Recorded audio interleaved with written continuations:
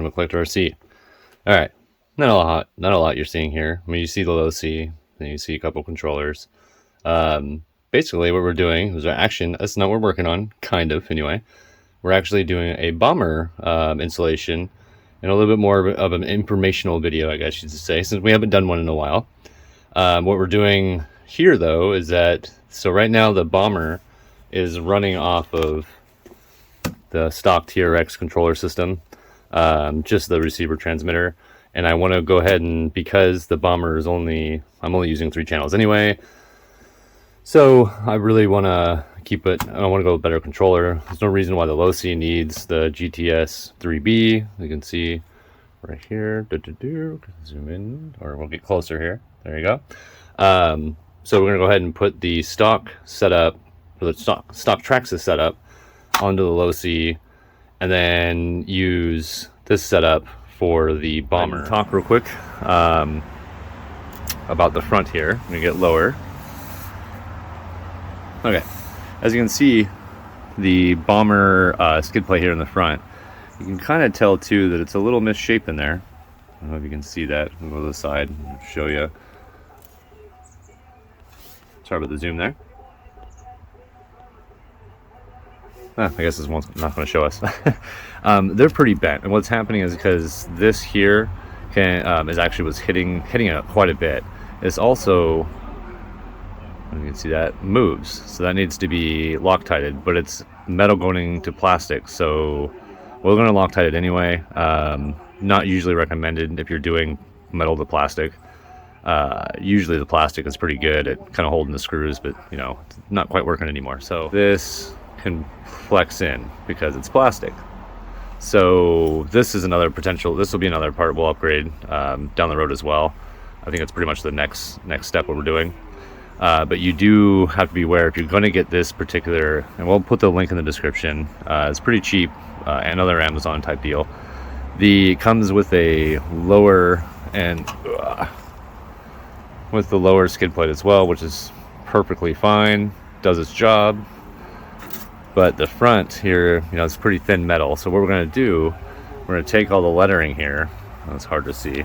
We're going to take all the lettering here, and we're actually going to go ahead and bend it up so it actually sits kind of like where you're seeing this one right here. That's pretty much we're going to, I mean, that one already got hit up there, so we're going to bend it. We'll straighten that one, bend the rest up there. And then, yeah, remove the lights. I want to, because you know, they connect, the stock lights connect into the stock E.S.C setup. So, I didn't want, obviously I can't use that with what I have in there now, so I was going to rewire the ends of those and possibly go back to them, but for now we will later go ahead and install a brighter light bar that will kind of mount inside here and shine out that way. So anyway, first thing we're going to do, I'm going to kind of show you I'm going to kind of explain the route I go to taking this part, at least the fastest route I've seen, at least I've done. There might be faster routes, obviously, that you've discovered. If you have, go ahead and put those in the comments. Any of the items I use as far as what we're changing, I'll have descriptions or links if I have them. But I don't think we're not really adding anything new. We're just kind of switching things out. So we already removed, as you can see here, removed this, which was in my low C, and now we have to remove the E.S.C or the receiver transmitter combo from this car, which is a little bit more detailed because you have to get down there, which I know you can't really see from your angle. So the technique well, no matter what, I have to lift up the E.S.C that I have here because it's mounted on top and it blocks the screws and I need to get to it. And so that's unfortunate. But basically what I do is that I kind of go in an order system. I remove screws that are up here. I can actually get so I can remove this whole centerpiece. The top obviously comes off. I do remove this just because just to get it out of my way, but you don't have to. I remove only one screw from the paneling, the one up here, to get that screw out so I don't bend my tips, otherwise you'll bend these tips here. And yeah, so that's basically the route I'll go. You'll see it in a faster time, but you will see I do them in a specific sequence, and then I place them in that sequence, and that way I can go back and put them in the same sequence. I have this car memorized by now, but just for the sake of you guys, just in case you don't have it memorized, hopefully that will help, and I'll kind of, you know, you'll be able to see where I'm going, and because I'll usually start off here and just kind of move my way up and through. So let's go ahead and get that part done so we get this off, and yeah.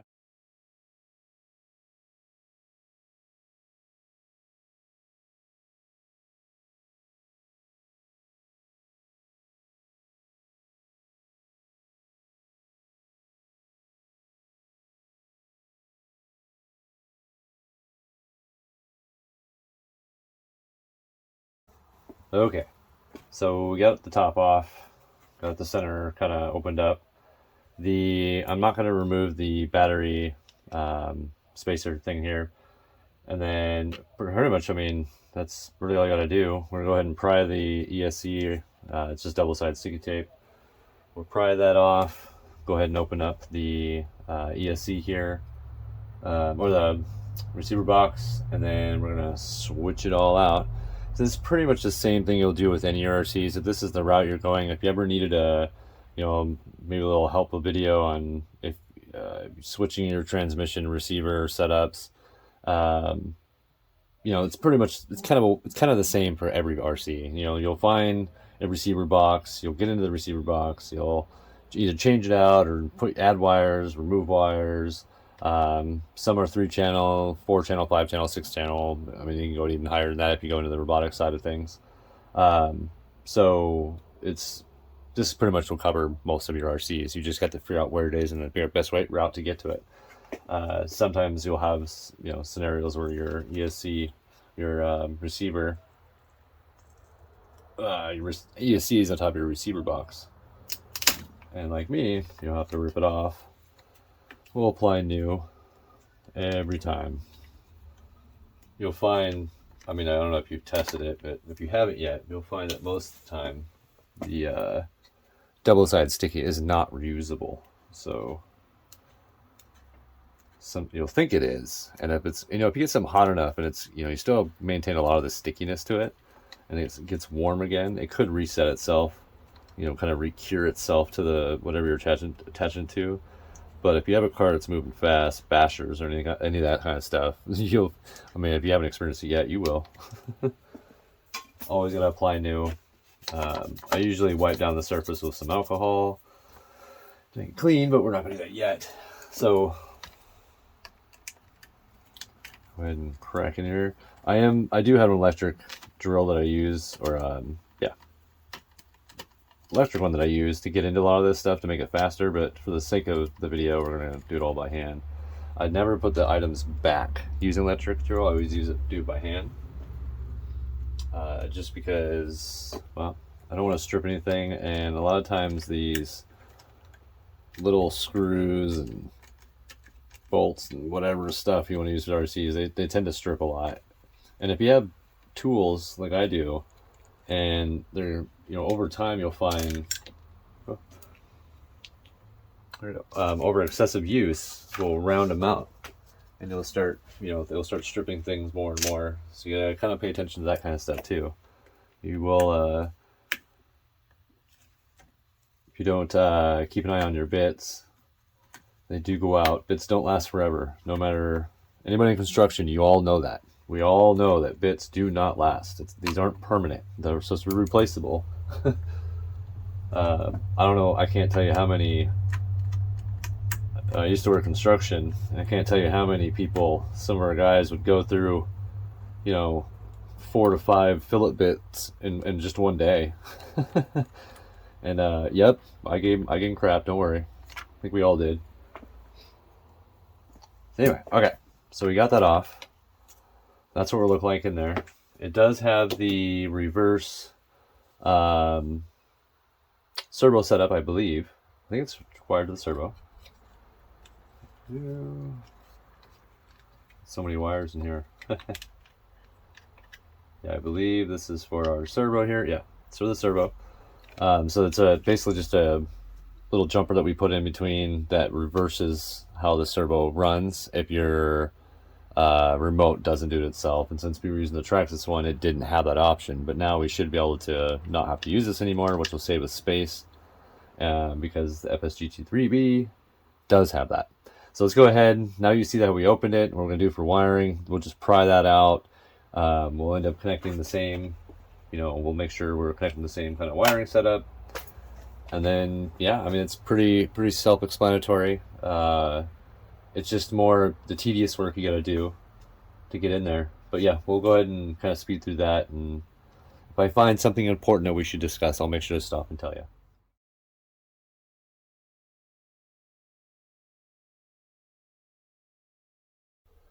Okay, so before we get all this back together, I want to go over one thing real quick. When you're going to go ahead and reconnect, that's kind of dirty, isn't it? Let's clean that off. Typically, if it's really dirty, suggest using alcohol. Make sure it's completely dry before you put anything back together. Alcohol is pretty much the most effective way of cleaning electronics and prepping for soldering. Anyway, so when you're connecting these, either most of them will tell you where your plus and minus is, where your positive and your negative wire will go, your grounding, and all that kind of stuff. Also, pay attention to your channels. No matter what, I mean, I can't say it's 100% this way, but I would say it's probably 99.9% this way. Channel 1 will always be your steering servo. Channel 2 will always be your motor connection. Channel 3 is whatever you want. Channel 4, whatever, so on and so forth. You'll always have a bind on your channels. So like this one here is the bind is also your channel 3.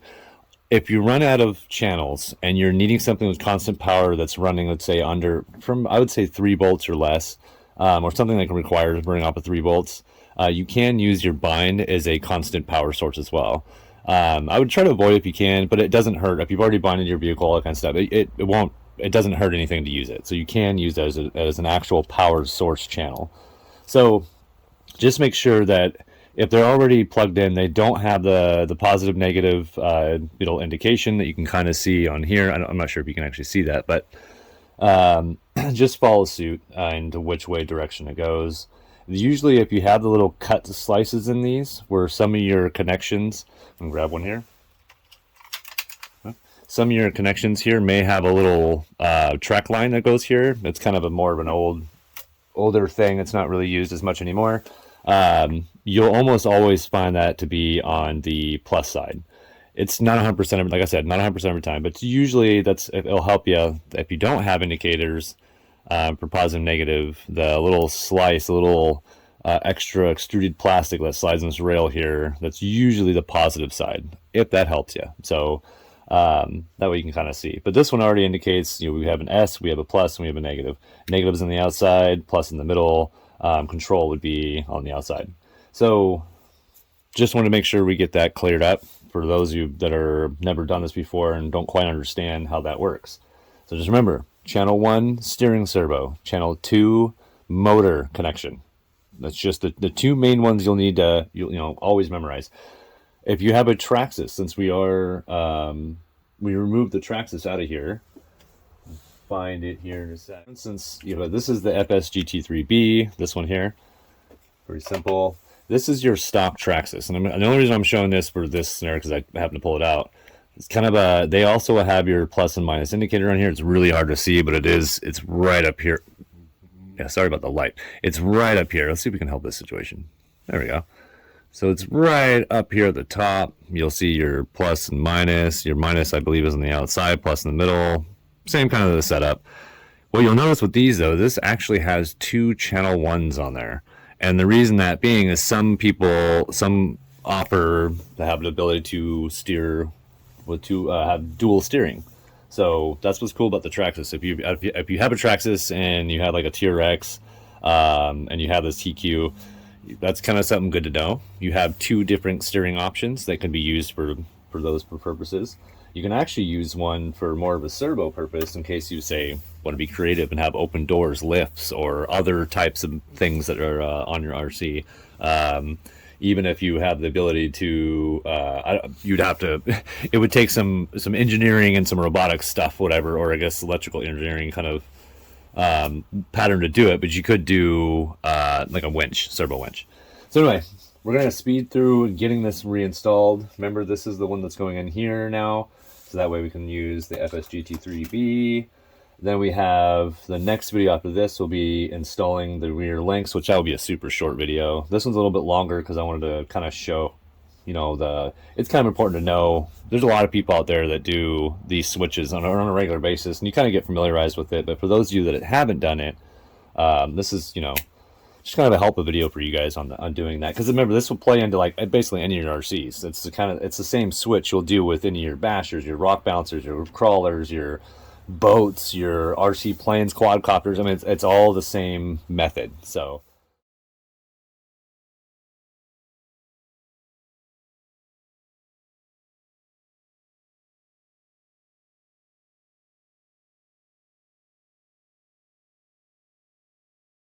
okay, so we're gonna go ahead and run a test just to make sure before I finish everything up and get it all closed up. So let's go ahead and do that real quick.